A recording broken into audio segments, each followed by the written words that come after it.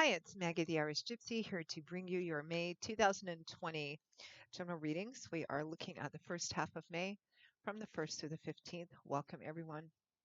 I hope everyone is staying safe and well as much as possible and as sane as possible, as I'm often saying these days because of the constantly changing fluid, restrictive atmosphere we kind of live in. I mean, it's restrictive, but what we hear about it, how it's going to be in the future, kind of seems to be very fluid and changing. So I hope everyone's still managing to kind of stay grounded and stay on course in their life right now. So thanks for joining us here today.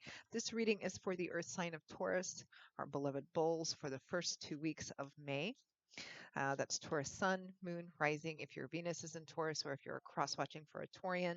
General readings, as you know, always resonate a little differently for everyone because everyone has different lives. So watch all of your signs if you know them: Sun, Moon, Rising, Venus. It can be helpful and provide additional clarification. If any of the readings do resonate with you, you'd like to reach out for a personal reading or information, take a deeper look at something, click on the description link below. Click on that little arrow. You'll pull down some information and some contact details, and you can email me directly at Maggie, the number one McGuire at gmail.com. I'd be delighted to work with you. Uh, I can usually respond to inquiries within the same day or the first 24 hours with more info. And as I do readings full time, I'm usually pretty diligent about getting readings scheduled with you or out to you as quickly as possible. So I look forward to hearing from you, those of you that are interested. All right, moving right along. Taurus, let's see what the first 2 weeks of May look like for you. I am using the Legacy of the Divine Tarot by Artistira Marchetti for those of you who want to know.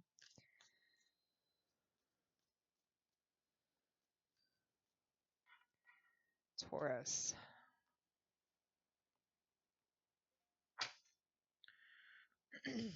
Okay, Taurus, we begin with the Six of Swords,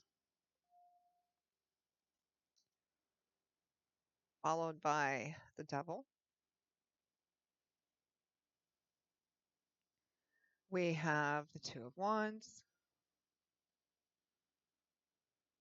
followed by the Two of Swords. From the bottom of the deck, overall energy for the first half of May is the Fool, my favorite major arcana card. Starting off on a brand new journey. The Fool is the very first major arcana card in the deck. He has the 0 at the bottom of his card because he's just getting ready to start his journey, which is what the tarot deck is about. We begin with the Fool who's getting ready to start, and then all the cards after the Fool are about the Fool's journey through life, our journey through life, learning, changing, growing, evolving, trial and error, success, defeat, etc., until we get to the last major arcana card in the tarot, which is the World, completion. So getting ready to embark on a brand new journey. That is the focus or the energy for you for the first 2 weeks of May, Taurus. There is healing going on here from a very imbalanced situation. We have the Six of Swords accompanied, clarified by the Devil. So the Six of Swords is a card of healing. Healing, peace, restoration. The source of the trouble, which is represented by the Devil here, would be the water behind her. Choppy, wavy, muddy, turbulent, chaotic. You're moving into waters which are more calm, peaceful, placid, serene, still carrying your thoughts with you. It's transitional energy, so you're in motion. You've left the worst behind you. You're not quite to the other shore and on solid ground yet, but you're moving towards that.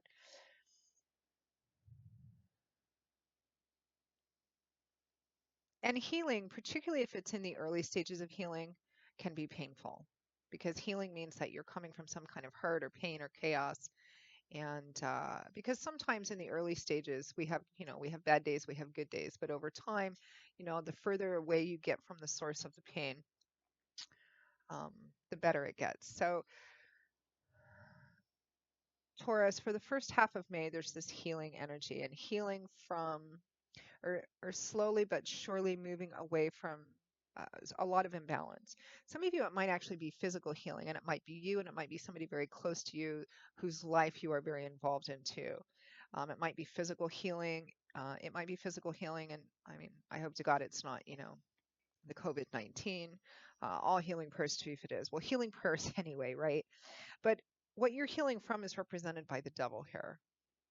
So the devil is a card of significant and profound imbalance. It's a card that can represent addictions, drug, alcohol, sex, gambling, shopping, toxic, negative relationships, etc.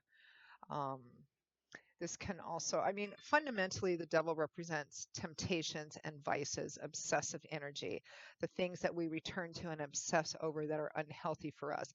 It may be that the thing itself is not unhealthy, but the attention and obsession you give to it is unhealthy. And that's what the devil represents. So because it's a general reading, this can mean a variety of things to people watching. It could be healing from actual physical addictions. It can be healing from physical, some other kind of physical health imbalance. It can represent, healing from in a mental way, mental health healing. You're moving slowly, steadily away from it. The devil can also represent toxic, negative, obsessive relationships as well. But again, what grounds it is healing. You are definitely moving away from that. And the whole focus and the energy, whether you're actually in motion of prepping for this new beginning or it's just kind of kind of inside of you still right now, that's what this is about. And there's decisions to be made here because we have two twos next, the Two of Wands and the Two of Swords. So twos represent duality, crossroads, choices. Um, there's two twos here. One is the Two of Wands, which is governed by fire. It's about making a decision and taking action towards something. Which path do I choose in order to achieve a goal I've already set myself on? Because the previous card to this, of course, would be the Ace of Wands, which is the opportunity, the new beginning. And so then here in the Two of Wands, it's about uh, these cards are in chronological order for a reason. Here in the Two of Wands, it's okay, I have the opportunity. Am I going to take it? And if so, do I go left or do I go right? How do I begin this? How do I manifest this? So it's needing to make a decision on how to take action about something.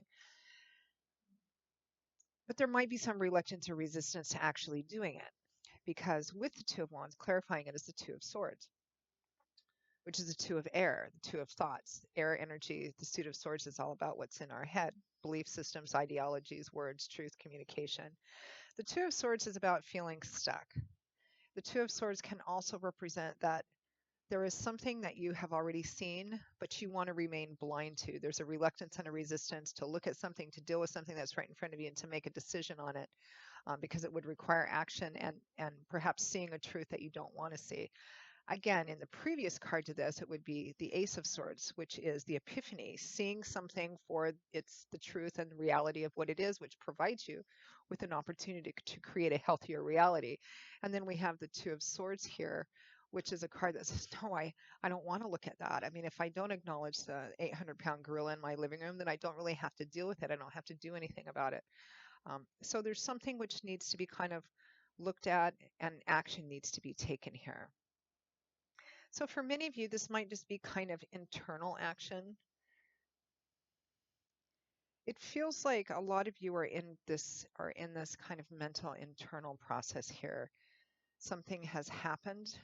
Perhaps something is happening right now, and it's hard for you perhaps to look at. Maybe it's been hard for you to actually take a look and see it for what it really is. Truth, reality, for what it really is, and thereby taking action on it to make decisions about how you're going to achieve this healing and how you're going to continue to move forward. Let's clarify the devil here.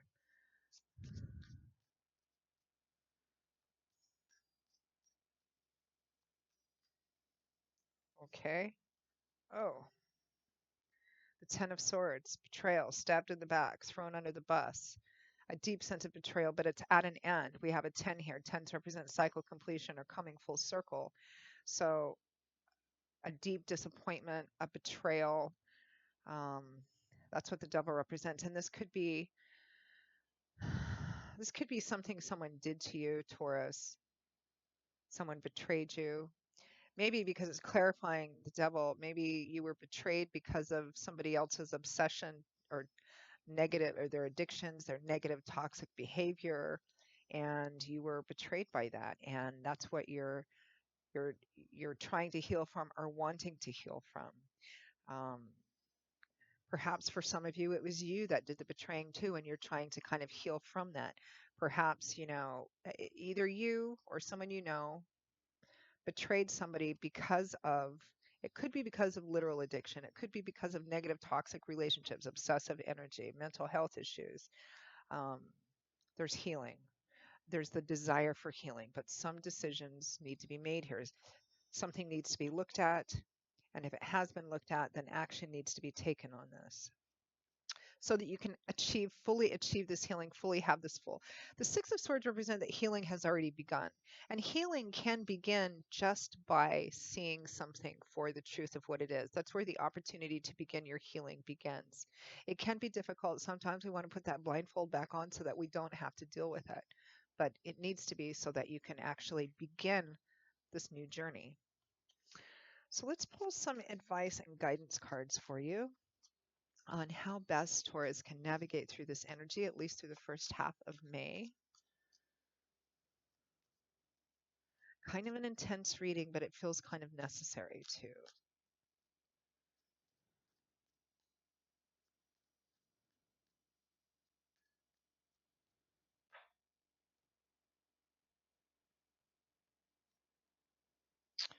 Advice is the Seven of Swords.